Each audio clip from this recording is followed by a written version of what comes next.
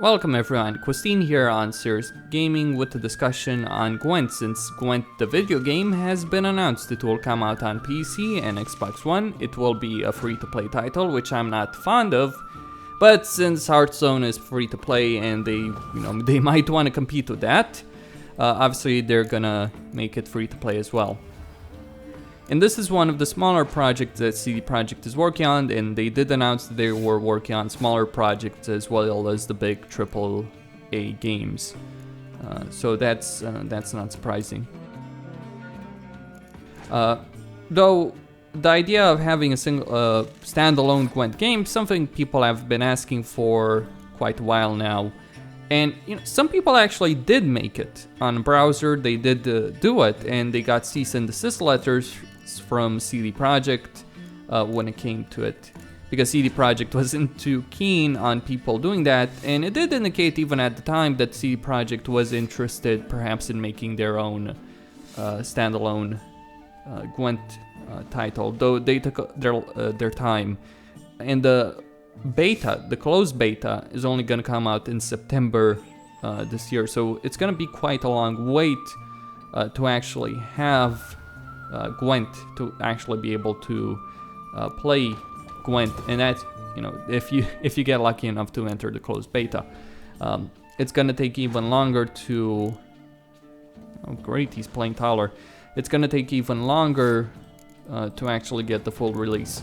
Now I do hope that when it comes to the business model, they don't screw people over.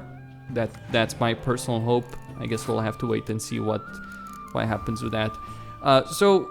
They showed footage of it, not only in the reveal trailer, but also they showed the match, Monsters vs. Scoia'tael. And what was noticeable there compared to, the actual game of Gwent in The Witcher 3, is that the balance is completely different, like the individual units. Though they did say that they want to keep the roles of the factions, like Monsters being about overwhelming the enemy, for instance. Though I hope they give Monsters more strength. See, the problem with The Witcher 3 Gwent is that the balance between factions is completely fucked. Certain factions have more strength than others, like take for instance Northern Realms or Nilfgaard. Nilfgaard has archers, it has spies, it has healers, the best healers in the game. The Northern Realms has the best spies in the game, best siege equipment in the game. It isn't too shabby with tight bond units in melee or range, the Blue Stripes Commandos or the Crimford Reavers. So just something to point out right there. Yeah, strongest deck. Whereas Monsters, they only have strong melee units, and everything else they have is shite. I mean, they do have very strong melee units, sure, and they can bring a lot of them into play in the game, but they have real weaknesses because of the way the faction is set up.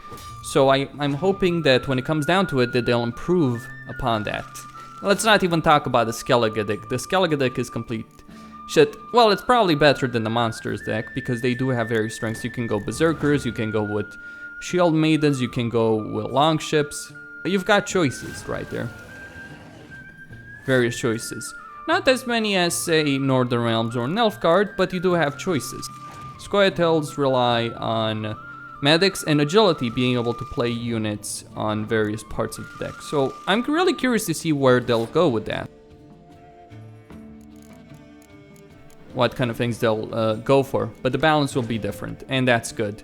What isn't so good is, well, the board. The way the board looks, I know it's a work in progress, they still have work to do, but would it have been so bad to take the board from the game, which looks just perfectly fine from The Witcher 3, and put that in a standalone title?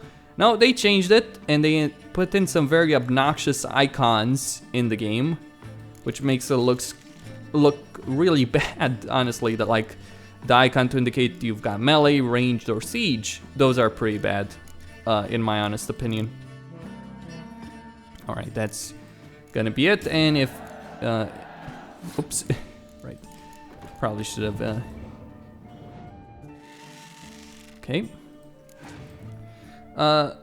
So I like the fact that they're going with a different balance. I don't like the way the board looks. I don't like the model, the free-to-play model.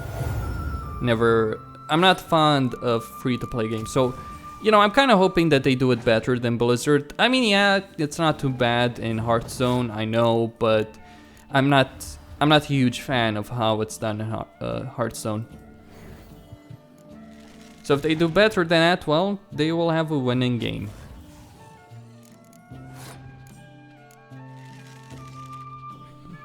But apparently they won't have all the factions right now. There's 5 factions. They won't have Nilfgaard apparently. Well, Nilfgaard's got quite a few problems. I mean, it's not that it's weak. It's very, very fucking powerful. That's probably the issue here. That it is very powerful.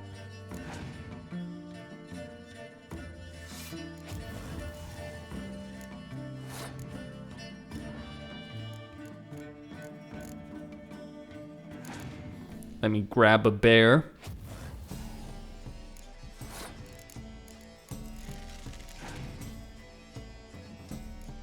Alright, should be able to win. Or not. Well, I've lost.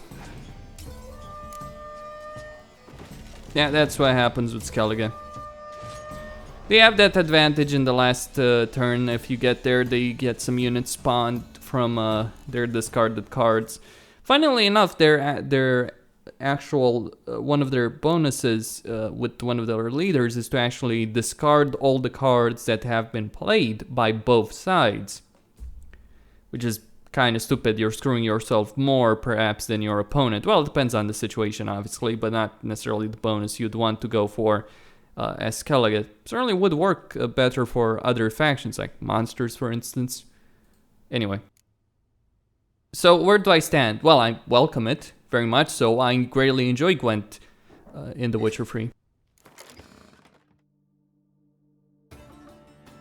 Anyway, Quistine here on Serious Gaming, signing out.